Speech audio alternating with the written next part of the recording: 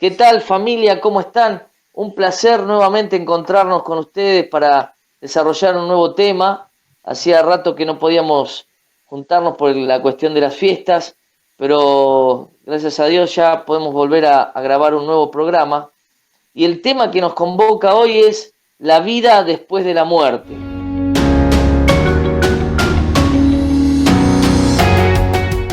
Bueno, George, ¿cómo estás? Me Muy bien. gustaría ya arrancar con la primera pregunta para que vos puedas desarrollar el tema. Seguro que has investigado esto. Eh, Tengo una inquietud respecto al tema del cielo o después de la vida, aquellos que vayamos al cielo, ¿no? ¿Qué nos podremos reconocer las personas allí, en ese lugar? ¿Qué pensás? Muy bien, vamos a ver. Buenas noches para todos los amigos. Los extrañamos, quisiéramos verlos del otro lado.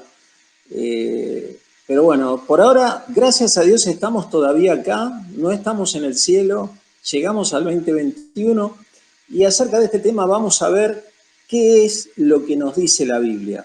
¿Por qué? Porque es la palabra profética más segura a la cual hacéis bien en estar atentos como una antorcha que alumbra en lugar oscuro. Así dice la misma palabra.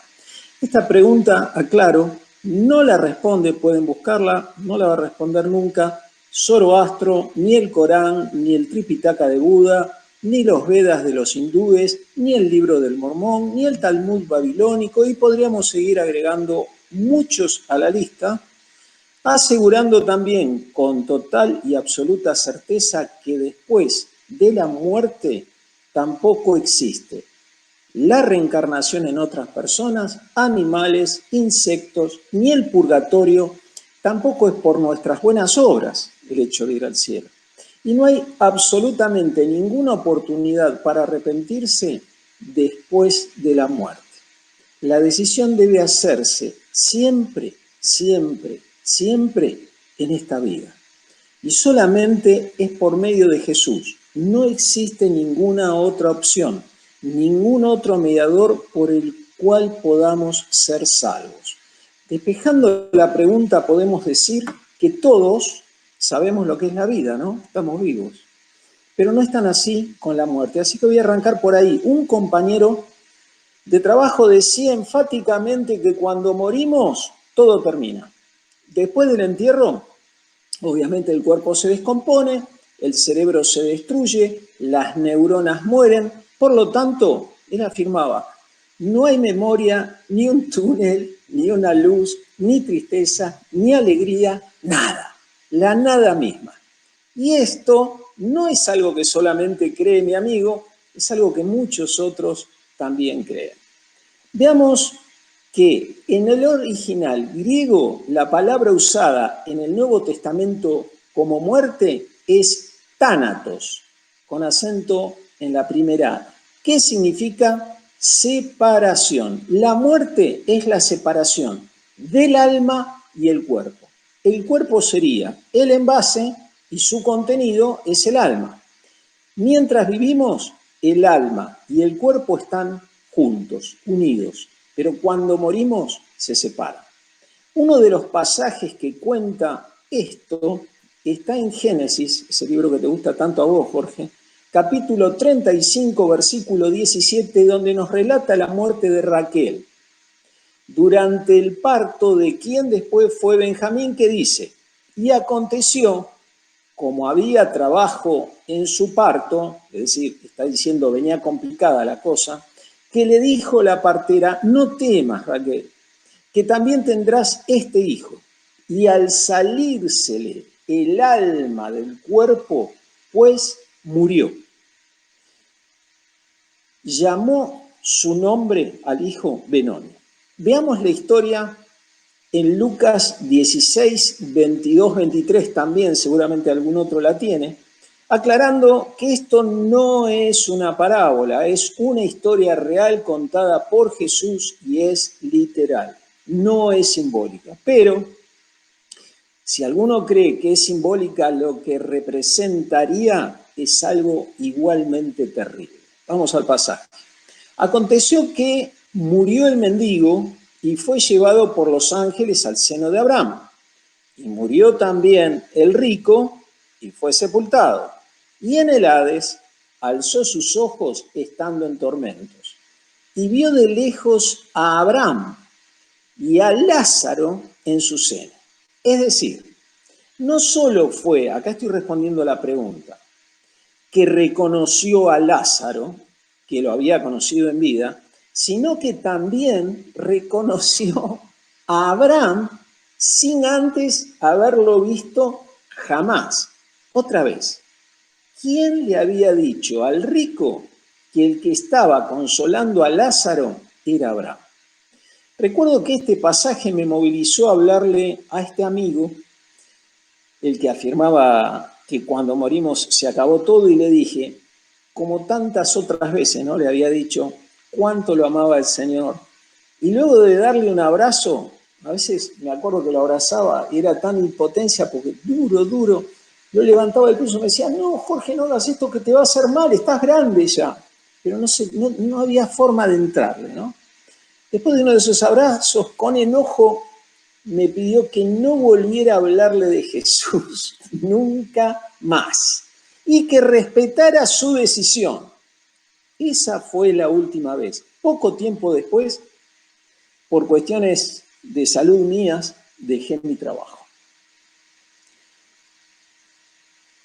Pero a pesar de su enojo, esa vez le conté lo que un día inevitablemente sucedería. Se trataba de algo que él sabía perfectamente, ya que los dos éramos asesores de seguros de vida y este tema, me refiero al de la muerte, estaba presente en cada asesoramiento. Le dije lo terrible que sería para mí no poder ayudarlo en ese futuro, ¿no? Cuando estemos en lugares distintos. Pero más terrible iba a ser para él, porque lo que le esperaría sería irreparable, no solo terrible, sino que irreparable. Sé que volveré a ver a Jorge, estoy seguro de eso, y nunca quisiera que esté del otro lado. Así que si alguno de ustedes se acuerda o viene a su mente, oren por él. Pero como no debemos hacer teología de un solo pasaje, vamos a ir a otro más. Vamos a lo que dice Mateo 17. Y se transfiguró Jesús, estamos hablando del reconocimiento, ¿no? Si nos conoceremos en el cielo, ¿no? Acá dice, y se transfiguró Jesús delante de ellos y resplandeció su rostro como el sol y sus vestidos se hicieron blancos como la luz. Y he aquí les aparecieron Moisés y Elías hablando con él. Entonces Pedro dijo a Jesús, Señor, bueno es para nosotros que estemos aquí. Si quieres hagamos aquí 3 enramadas, una para ti, otra para Moisés y otra para Elías. Yo la verdad hubiese dicho exactamente lo mismo. Ahora, ¿quién le dijo a Pedro que uno era Moisés y el otro era Elías? Allí no hubo ninguna presentación, no existía la fotografía, ninguna forma era posible a través, por ejemplo, no es porque no hubiera arte, no hubiera pintura, ¿no? En ese tiempo, pero era imposible para ellos reconocerlos. Tengamos en cuenta que hoy con más tecnología, ¿no? Con la que contamos, con todos los avances que hay, no sabemos a ciencia cierta aún cómo fue el rostro del mismísimo Jesús. Hay especulaciones, algunas tenemos, pero a ciencia cierta no se sabe tampoco hoy. En el momento de la transfiguración, ellos entraron en... Aguárdenme porque a veces al abuelo se le mueven los papeles, ¿no? Y aquí estamos. Ellos entraron en otra dimensión espiritual. Allí existe lo que se conoce como intuición espiritual. Es lo que vivieron los discípulos en ese momento. En el futuro, cuando veamos a cualquier persona, sabremos quién es. Vamos a ver a alguien y la vamos a poder reconocer intuitivamente en el espíritu.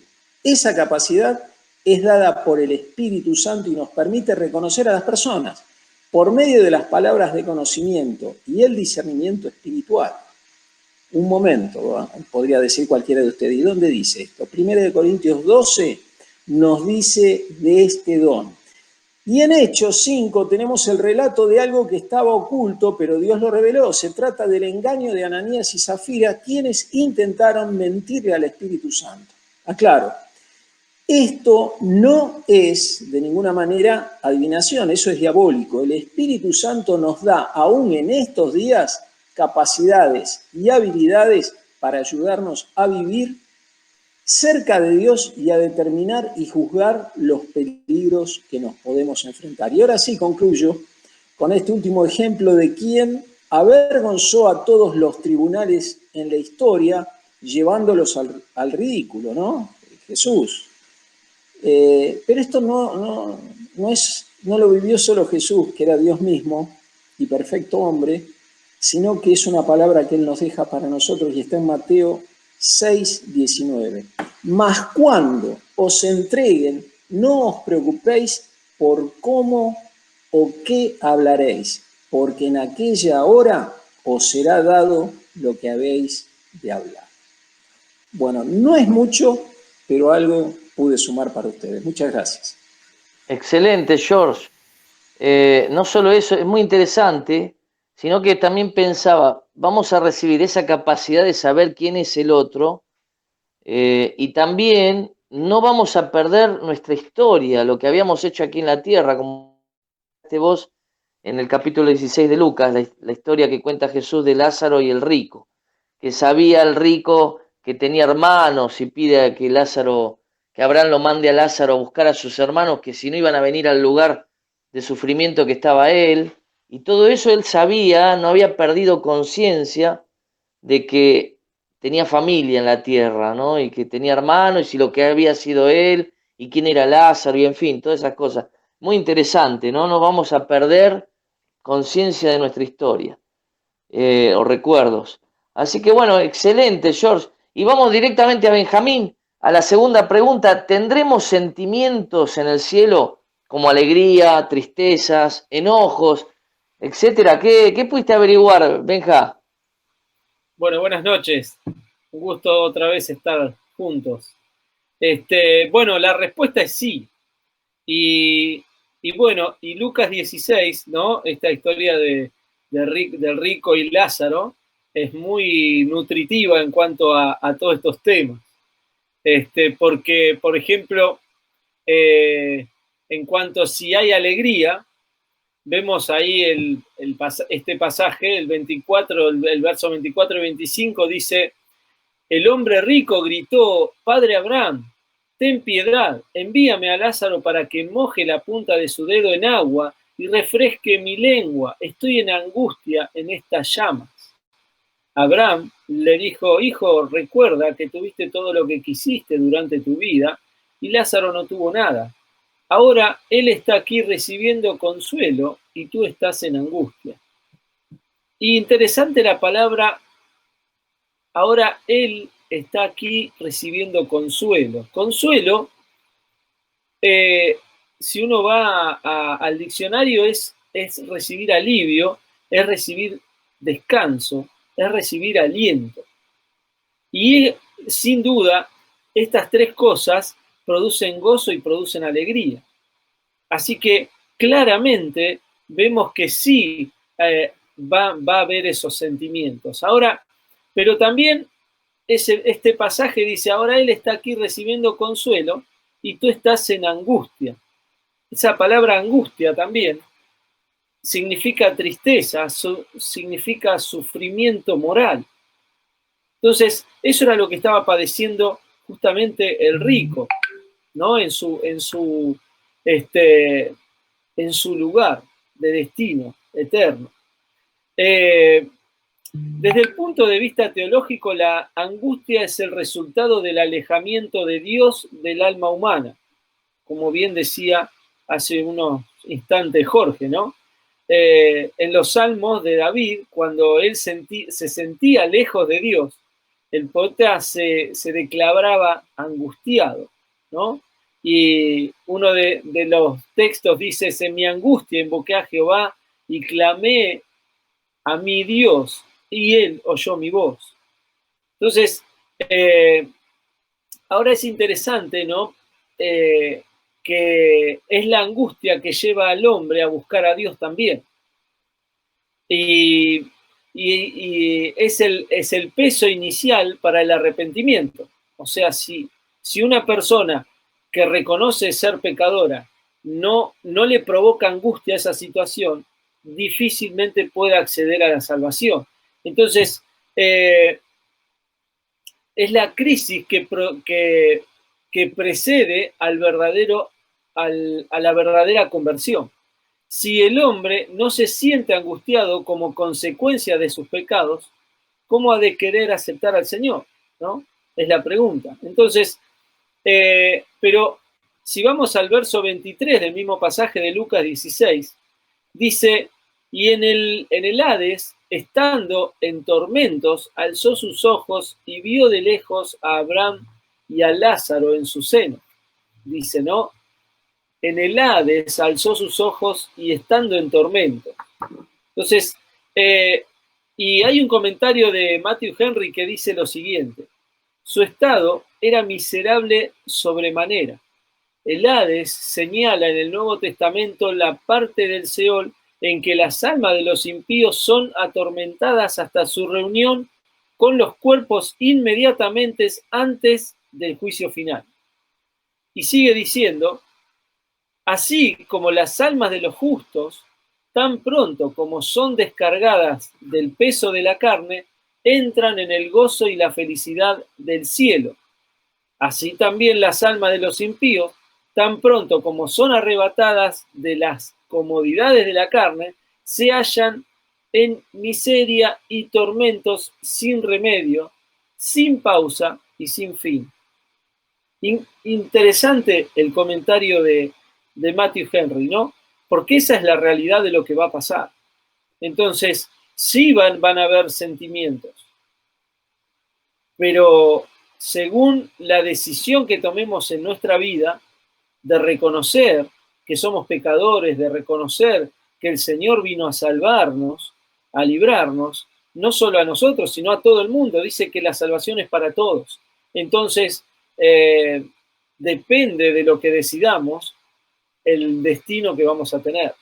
Por su gracia, nosotros podemos gozar de lo que, o vamos a gozar de lo que está gozando el Lázaro.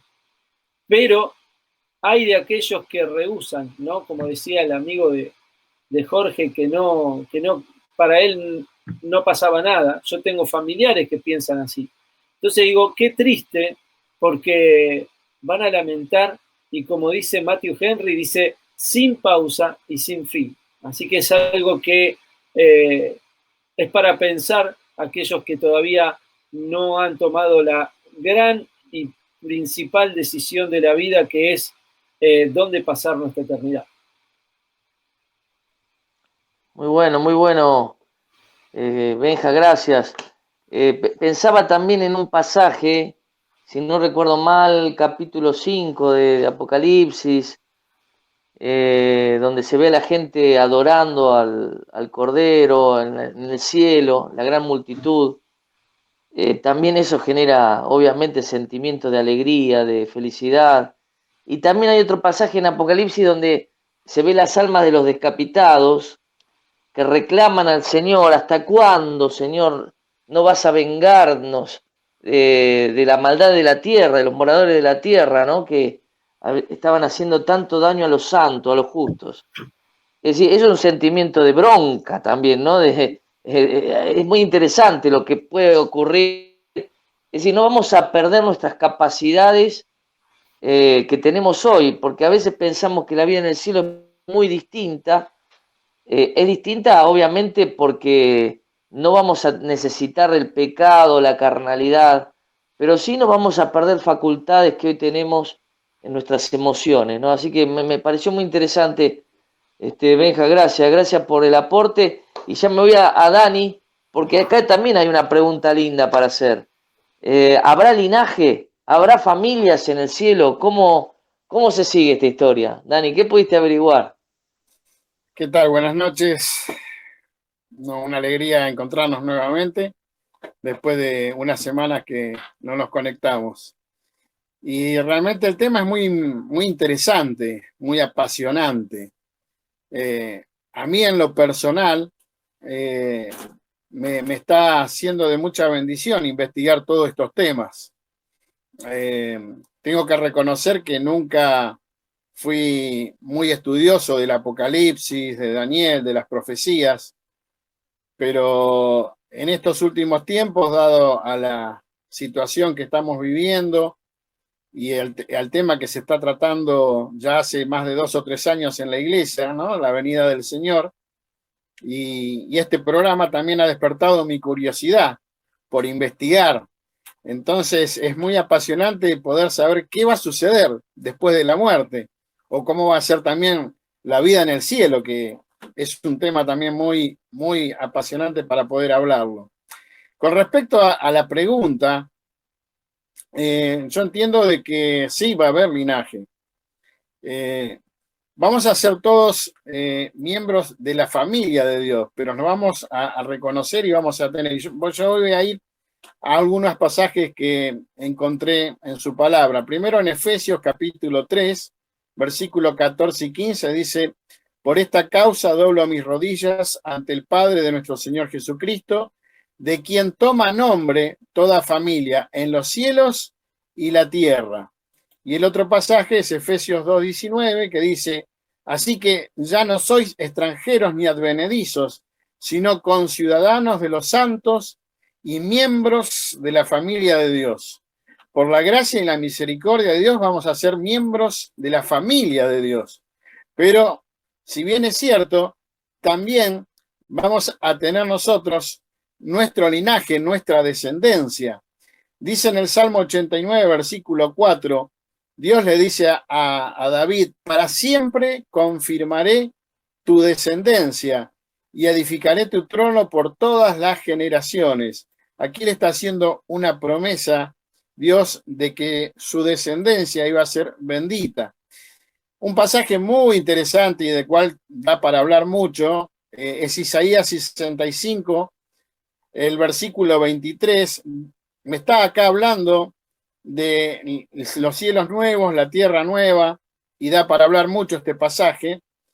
Pero el versículo 23 dice: no trabajarán en vano, ni darán a luz para maldición, porque son linaje de los benditos de Jehová, y sus descendientes con ellos. O sea, nosotros somos benditos de Jehová y nuestros descendientes. Y aquí en Apocalipsis, capítulo 22, versículo 16, dice: yo, Jesús, he enviado mi ángel para daros testimonio de estas cosas en las iglesias. Yo soy la raíz y el linaje de David, la estrella resplandeciente de la mañana. Aquí Jesús mismo reconoce que es el descendiente del linaje, ¿no es cierto?, de David.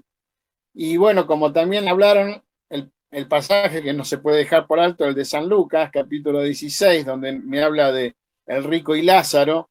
Ahí encontramos que, por ejemplo, el rico le dice, ¿no es cierto?, dice en el versículo 27 y 28, dice: entonces te ruego, padre Abraham, que envíes a Lázaro a la casa de mi padre, a mis 5 hermanos, que vaya a darle su testimonio, para que no vengan también ellos a parar a este lugar de tormento. Quiere decir que acá sigue reconociendo a su familia y a su padre y a sus hermanos. Así que, de alguna manera, creo que la respuesta es sí. Seguiremos teniendo descendencia, seguiremos siendo linajes, o sea, nuestra historia, como dijiste vos, Jorge, nuestra historia va a seguir. Vamos a tener memoria de quiénes fueron nuestros seres queridos, de las personas que conocimos. Vamos a tener un conocimiento mucho mayor, ¿no es cierto?, de lo que tenemos ahora. Por eso vamos a poder reconocer todas las personas y muchas cosas más. Así que el tema es sinceramente apasionante, es maravilloso, y los animo a que investiguen, que lean mucho la palabra. En Apocalipsis dice que bienaventurado el que lee ese libro, ¿no? El que busca conocer. Así que busquemos más de la palabra de Dios, que tiene respuesta, y como dijo al principio George, es la palabra profética más segura. Si bien es cierto que a veces escuchamos algunos pastores, algunos teólogos, hay que ver a quienes escuchamos, que sean personas reconocidas, no escuchemos a cualquiera, pero sí que investiguemos y que le pidamos al Señor luz, sabiduría y discernimiento para conocer todo lo que está sucediendo y lo que va a suceder, para que no nos sorprenda. Espero haber contestado un poco la pregunta. Excelente, excelente, muy bien. Y coincido totalmente. Me encanta este pasaje de Efesios, ¿no? Doblo mis rodillas, decía Pablo, y decía toda familia, es decir, que hay más de una. Si todas las familias en los cielos y en la tierra que llevan el nombre del Señor. Así que me parece que sí, que coincido totalmente con las definiciones que diste. Así que bueno, ya pasamos directamente al sur del país, a Río Gallegos. ¿Cómo andás, Dieguito? Un placer Muy bien, nuevamente. muy bien. Bien, te hago esta consulta. A ver qué pudiste averiguar respecto a esto.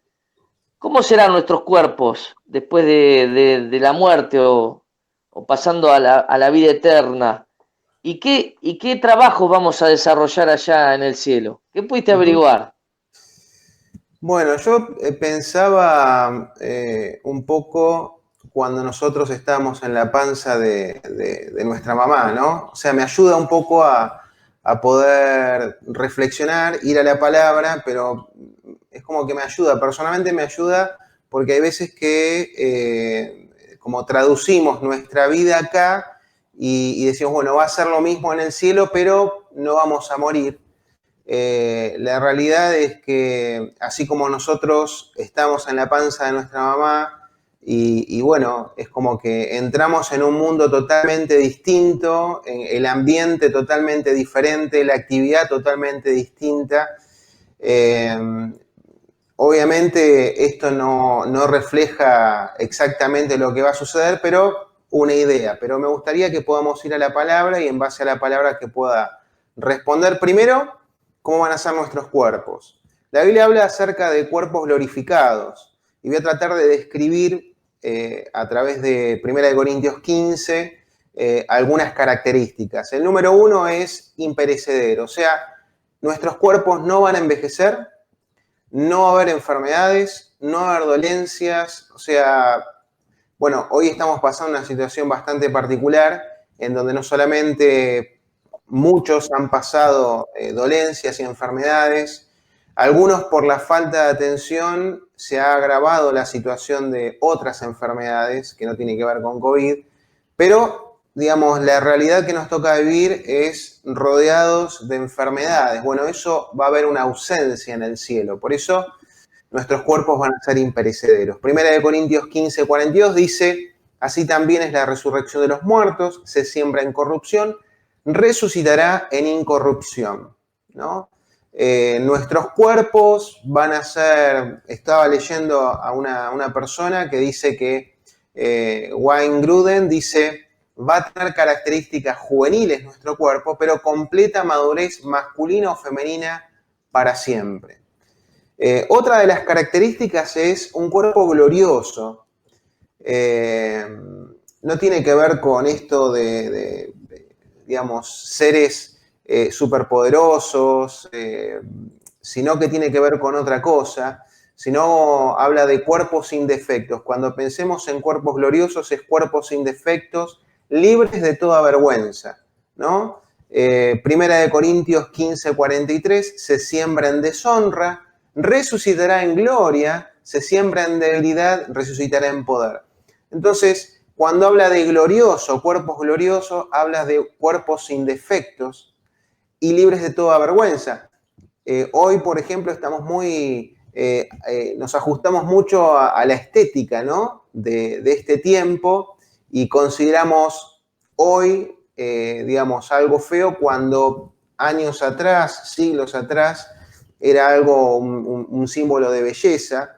Pero en ese momento vamos a tener cuerpos gloriosos, sin defectos y no haber vergüenza, como pasó antes de la caída, ¿no? En donde no había vergüenza, eran cuerpos perfectos, cuerpos gloriosos. Una de las características. Otra de las características que va a tener nuestros cuerpos, van a ser fuertes y poderosos. Vamos a tener cuerpos fuertes y poderosos. Primera de Corintios 15:43 dice, se siembra en debilidad, resucitará en poder. ¿A qué se refiere esto? Es que otra vez, antes de la caída, Dios nos dio cuerpos, digamos, sin defectos, perfectos, sin pecado, y vamos a tener todo lo que necesitamos, toda la fortaleza y el poder que necesitamos para poder hacer todo aquello que se conforma a la voluntad de Dios. Hoy, por ejemplo, ¿cuántas personas que aman al Señor les gustaría poder hacer algo más? Y a veces son imposibilitados básicamente por las fuerzas, por estados de ánimo, por las limitaciones físicas. Aquellos que yo me doy cuenta, o sea, no me considero una persona mayor, muy grande, pero sí me doy cuenta de que tengo menos energía que cuando tenía 20 años, ¿no? Entonces, vemos que en ese lugar, en el cielo, vamos a ser fuertes y poderosos, o sea, no va a ser un limitante la fuerza, no va a ser un limitante la debilidad, sino que vamos a tener todo lo necesario para llevar a cabo lo que a Dios le agrada y lo que es su voluntad. Y por último, vamos a tener cuerpos y vamos a ser espirituales. Si bien hoy queremos ser 100% espirituales, y cuando digo espiritual no estoy hablando de personas sin cuerpos, ¿no? Seres espirituales, no estoy hablando de eso, pero sí vamos a estar sujetos a y en perfecta armonía con el Espíritu Santo. Hoy todos los creyentes, los cristianos, los hijos de Dios, tenemos, el Espíritu Santo habita en nuestras vidas, pero en el diario vivir vemos que hay como una lucha, ¿no? En donde el Espíritu Santo nos da una dirección y por nuestras falencias, nuestras imperfecciones, nuestras debilidades, el mismo pecado, muchas veces postergamos cosas que el Espíritu Santo nos dice que tenemos que hacer, no tomamos decisiones que el Espíritu Santo nos manda que tomemos, ignoramos muchas veces la dirección que el Espíritu Santo nos da, pero en ese momento, al no haber pecado, vamos a ser 100%, vamos a tener cuerpo, pero espirituales, una armonía, vamos a ser dirigidos, impulsados, alineados, estar en el camino que el Espíritu Santo nos marque, no va a haber contradicción, no va a haber una lucha, una resistencia, no va a haber tampoco una falta de interpretación de lo que el Espíritu Santo nos dice, no va a haber confusión. Entonces, es como potencialmente únicos, perfectos, y todas estas características se conjugan en una, ¿no? Porque hablamos de cuerpos gloriosos, poderosos, sin debilidad, gloriosos, espirituales, y todo para un solo fin que tiene que ver con glorificar a Dios. Otra vez insisto que no quiere decir que no vamos a tener cuerpo, todo lo contrario, porque Jesucristo cuando resucita y tiene ese cuerpo transfigurado, lo ve, los discípulos lo ven como una persona, María lo ve como una persona, lo identifica, entonces sí vamos a tener cuerpo, pero vamos a tener una armonía tan única y perfecta con el Espíritu Santo que finalmente vamos a ser espirituales. Ahora, ¿qué es lo que vamos a hacer en el cielo? Bueno, yo quiero acotar en 5 cosas, seguramente hay mucho más, y hay cosas que no conocemos, que tratamos de interpretar y bueno, es como que tratamos de ver qué cosa es o acercarnos. Finalmente nos vamos a dar cuenta en el cielo, pero de acuerdo a lo que entiendo que dice la palabra, quiero mencionar 5 cosas que vamos a hacer en el cielo.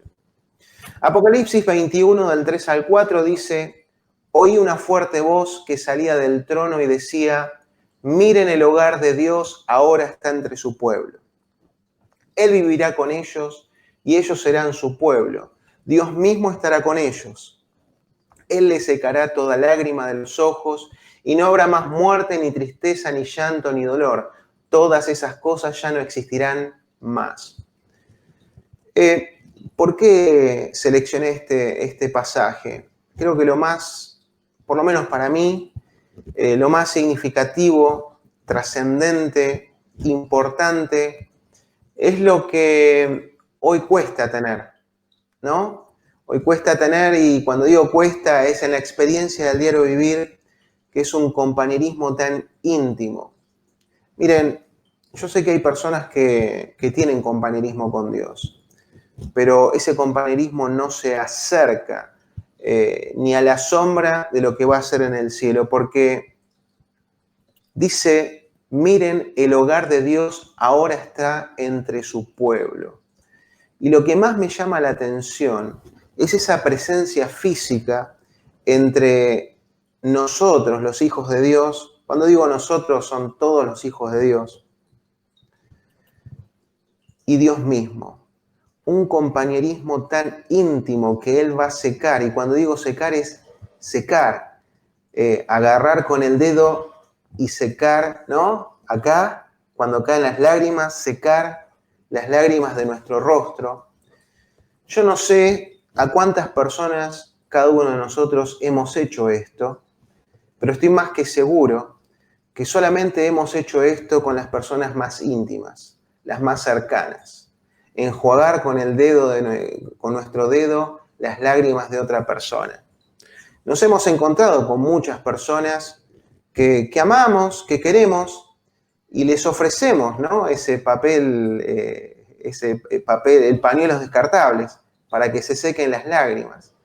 Pero quizás muy pocos, quizás contado con los dedos de una mano, hemos hecho eso. Y Dios va a hacer eso con cada uno de nosotros. Y eso me habla de una intimidad, de una cercanía, de un compañerismo tal que no se puede comparar con absolutamente nada. Dios va a estar entre nosotros. Nosotros vamos a estar presentes físicamente cara a cara con Dios. Para mí esto es lo más grande que un hombre puede experimentar en toda su vida y va a ser por una eternidad. Vamos a trabajar, claro que sí. Y creo que tiene mucho que ver con antes de la caída, en donde el trabajo se disfrutaba, en donde no era algo pesado, sino era algo que le hacía bien al hombre, que lo disfrutaba, era una satisfacción tan grande, en donde todas las cosas funcionaban para bien para el hombre, ¿no? Después de la caída, el trabajo se hacía con sudor, el trabajo se hacía con dolor, con sufrimiento, pero antes no era así. Antes era y lo sigue siendo, lo que pasa es que vivimos en un mundo caído, pero va a ser algo tan hermoso que satisface. Piensen por un segundo aquel hobby, eso que les encanta hacer, aunque sea 5 minutos, que lo disfrutan. Bueno, así va a ser el trabajo, y mucho más grande, más glorioso, perfecto, con propósito en el cielo. Vamos a otra de las cosas que vamos a hacer, vamos a relacionarnos unos con otros, pero con armonía. Ya no va a haber ese temor quizás de que te engañen, que te quieran manipular, o quizás que haya maldad, malas intenciones. Aún dentro de la iglesia esto sucede, pero ya eso no va a suceder, porque no va a haber pecado. No va a haber pecado en mí y no va a haber pecado en vos. Va a haber una armonía tal que vamos a tener toda una eternidad disfrutando no solamente el compañerismo mutuo de millares, multitudes. Vamos a disfrutar poder conocer al otro. Vamos a disfrutar pasar tiempo con el otro, pero lo más lindo de todo esto, que en medio de nosotros está Dios. Pero no está Dios como hoy está, ¿no? Que uno con fe dice, Dios está en este lugar. Lo vamos a ver, lo vamos a escuchar, lo vamos a percibir como nos percibimos hoy. Bueno, hoy estamos en videoconferencia, pero si estuviéramos en un quincho, en el quincho de Benja, ¿no? Los 5 sentados, en ese momento va a haber millares y Dios va a estar ahí, en el centro. Va a haber relaciones perfectas. Mateo 22:30 dice, porque en la resurrección ni se casan ni son dados en matrimonio, sino que son como los ángeles de Dios en el cielo. Una armonía perfecta. ¿Quién no desea? Yo creo que toda familia, quizás a fin de año, han levantado la copa y muchos, aún no creyentes, han deseado la paz, porque hay una ausencia de paz, ¿no? En estos tiempos. Hay una ausencia de paz. En el cielo eso no va a pasar, va a haber paz en las relaciones y armonía. Otra de las cosas, quedan 2, esta es la anteúltima, nunca dejaremos de aprender. Necesitamos una eternidad para conocer a Dios. Y hay tantas personas, tantos millares de personas en el cielo que lo vamos a disfrutar. No hay manera de aburrirse, sino que lo vamos a disfrutar plena. Y esto creo que esta palabra es plenitud. Ausencia. Vamos a estar tan llenos en relaciones y relación con Dios que va a ser inagotable y vamos a necesitar una eternidad para poder conocer. Y quise dejar esto último porque conjuga todas estas características que hablé y que vamos a adorar a Dios con un profundo deseo en todo lo que hagamos sin intervención del pecado. Cuando nos podíamos congregar y cantábamos, hay veces pasaban muchas cosas en nuestra cabeza, ¿no? Cuando cantamos a Dios, cuando lo adoramos, levantamos las manos. ¿Cuántas cosas, cuántas interrupciones en nuestros pensamientos hemos tenido en esa instancia de adorar a Dios? Quizás preocupaciones, o teníamos hambre, teníamos que hacer algunas cosas pendientes. En ese momento vamos a adorar a Dios desde nuestro corazón, desde lo más profundo, un deseo que nos carcome y no va a haber intervención del pecado, no va a haber distracción.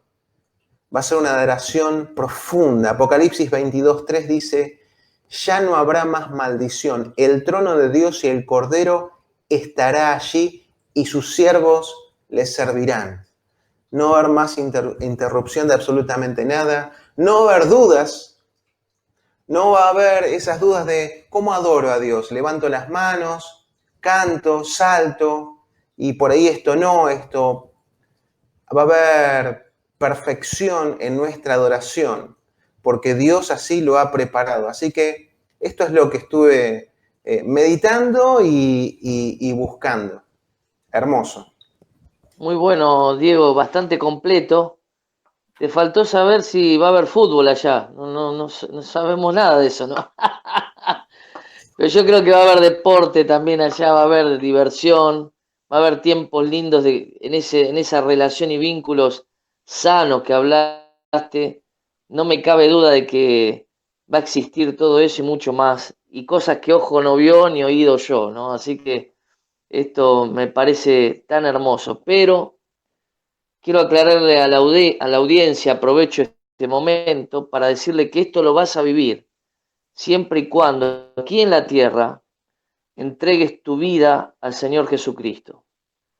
Si no entregas tu vida al Señor y aceptás su sacrificio en la cruz para que esa sangre que Él vertió en la cruz perdone tus pecados, es imposible que puedas ver después de la muerte esta vida que acabamos de describir en el programa.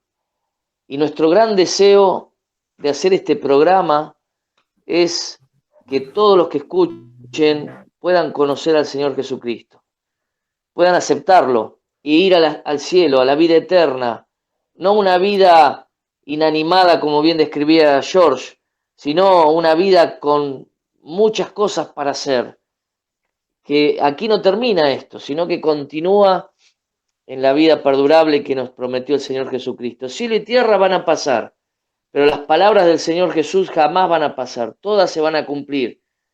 Toda coma, tilde que Él dijo se va a cumplir, se va a cumplir. Así que te queremos invitar esta noche a que puedas entregar tu vida al Señor Jesucristo. Estos programas están hechos con el afán y el buen deseo de que el reino de Dios llegue a tu vida. Y la única forma es que tu corazón, tu persona, tu ser diga sí, yo acepto a Cristo, quiero vivir la vida eterna, quiero el perdón de los pecados, quiero tener una vida aquí en la tierra con paz.